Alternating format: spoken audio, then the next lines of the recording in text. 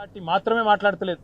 ఇవాళ రిటైర్డ్ ఇంజనీర్లు పెద్దలు దశాబ్దాల పాటు మరి ఈ రాష్ట్రానికి సేవలు అందించి ఇరిగేషన్ రంగంలో విశేషమైన అనుభవం పరిజ్ఞానం కలిగిన వాళ్ళు చెప్తా ఉన్నారు.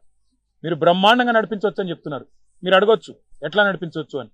సింపుల్గా మేడిగడ్డ బ్యారేజ్ గేట్లతో సంబంధం లేకుండా, మేడిగడ్డ బ్యారేజ్తోని సంబంధమే లేకుండా పైన 18 కిలోమీటర్ల పైన ఉన్న కన్నెపల్లి పంప్ హౌస్ ఏదైతుందో అక్కడ గోదావరి ఇవాళ 1,00,000 క్యూసెక్కులు పోతున్నది.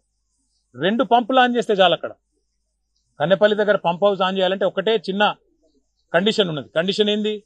93.5 మీటర్ల మీదికెళ్ళి గోదావరి పారితే మీరు పంపులు ఆన్ చేయొచ్చు. ఇవాళ అక్కడ 97 మీటర్ల మీదికెళ్ళి పారకం ఉన్నది. మరి 3.5 మీటర్ల పైనకెళ్ళి గోదావరి ప్రవహిస్తుంటే అక్కడ బ్రహ్మాండంగా కన్నెపల్లి దగ్గర మేము పోయి చూసినాం. 1,00,000 క్యూసెక్కులు నీళ్లు పోతున్నాయి.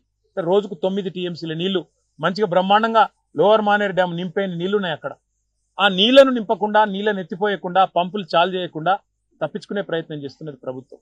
నేను చెప్పిందల్లా మన కన్నెపల్లి పోయి కానీ తర్వాత నిన్న మొన్న కానీ ఒకటే ఒక మాట, అయ్యా మేడిగడ్డ బ్యారేజ్తో సంబంధం లేదు. మేడిగడ్డ బ్యారేజ్ని మీరు గేట్లు దించమని మేము అడుగుతలేము. మేడిగడ్డను ముట్టుకో ఇంకేదో చేయమని కూడా మేము చెప్తలేము.